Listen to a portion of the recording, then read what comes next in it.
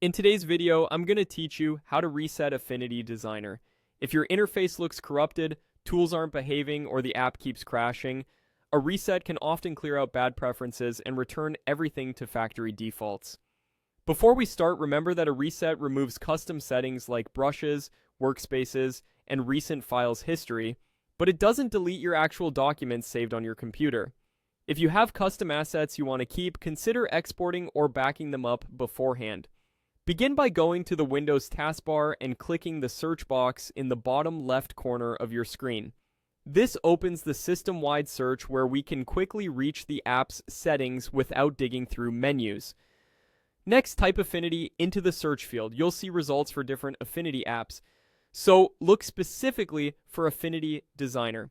If you have more than one version installed, such as an older version and a newer one, make sure you choose the exact edition you want to reset.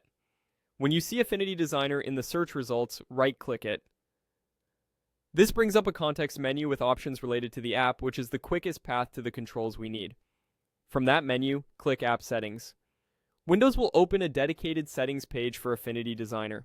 This page is where you manage storage usage and, importantly, where you'll find the reset option.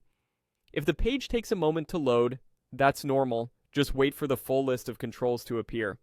On the App Settings page, scroll down until you reach the Reset section. Here, click Reset. Windows will warn you that this will delete the app's data and restore it to its original state.